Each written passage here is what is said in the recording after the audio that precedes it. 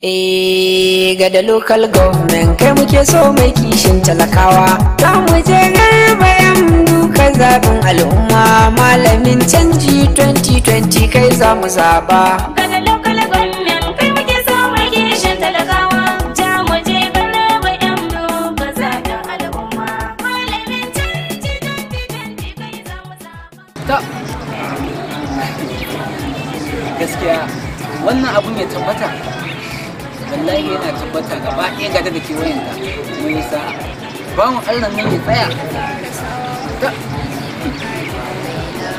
ibu sai allah yadda yake ci. Salamu alaikum.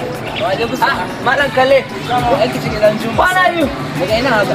Kai Malam Kalle ka koyi don na duba ka ta ko ina inda ganganin ka ba samu ganin ka ba. Na hango ka na tun daga nesa kana ta nishadi lahiya. Kai dai bane kawai zaune nake ina lissafi irin ci wanda za a samu da wani irin ci gaba Malam Kalla. Yawwa yanzu ka zo barin honorable Garba yan duka ya fito mana takarar ciyaman a gadar local government. A gaskiya ni fa ba karamin farin ciki ne fitowar bawan Allah nan ba, saboda ka san mutum ne mai matukar son jama'a da taimako. Sannan ka duba fa ranaku ya keɓe na daban wanda yake zuwa ziyarar marayu da marasa lafiya. Gaskiya ne don na zata magana wani za ka yi na daban, wallahi damun da ku don ina mai tabbatar ma ni an na harko mutum na harko da zama da jiha mai ƙur'an. Lallai ina ba za ka taba kai ni son honorable yan duka ba. Yanda kake son honorable yan duka wallahi za ka kai Malam Kalle kai ni fa a kansa wallahi a kansa sai mu kai wallahi kwaran kuɗa bayan da ba dan juma ina ka kyanu wallahi bari ba ta kai mu ga kan Malam Kalle saki amma in dodi Garba yan duka ko miya haba Kalle kun da girman ku kuna wanda abu kamar ƙanana ya zo ku zubar da girman ku. Irin wannan zai ci ni son Garba yan na rantse zan ci ku akan kai wallahi Kalle muna son wallahi aji kunya kuna son mutum daya amma kuma a ce kuna faɗa yanzu in ya ji ni zai ji kuna jin daɗi zai ji haba amma kuma bari in faɗa muku wani abu da guda da ba ku sani ba.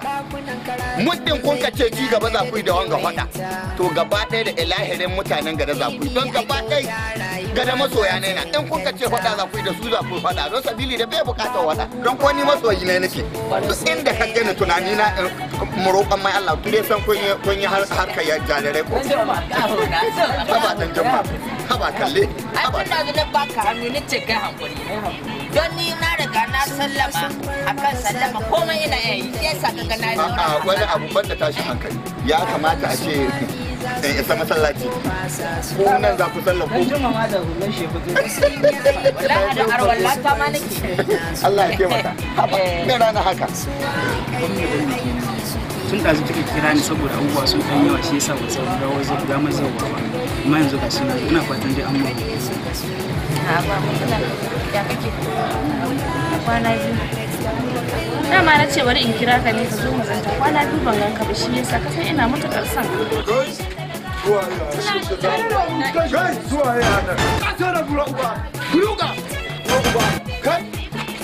ku ba mu wayoyin ku kasa. A ji wayoyi mana. Kasa. Kasa. Kwaso man wayoyin su. Kwaje wayoyin ku. Kawo. Ko su.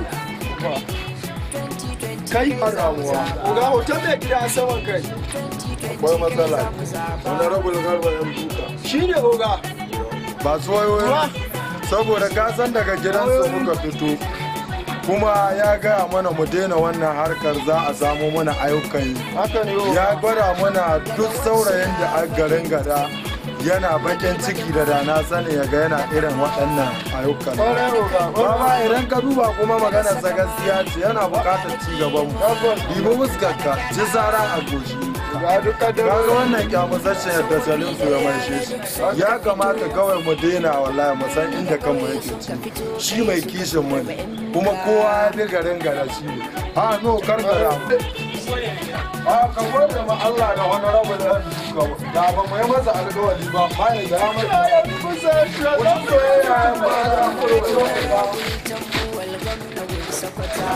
gani ko komai na rayuwa yana sanadi gaskiya samun wani rabu Garba yan duka ba ƙaramin nasara ba ce. Labarin shi ba a garin nan layi na tabbatar da cewa wayoyin nan namu shi ke wayannan mutane da bari in sun yi sallama daga nan saboda gaskiya ni unguwar ta fara bani ciwo inda in wuce sai mun yi waya ko na gode sai an ji Ah.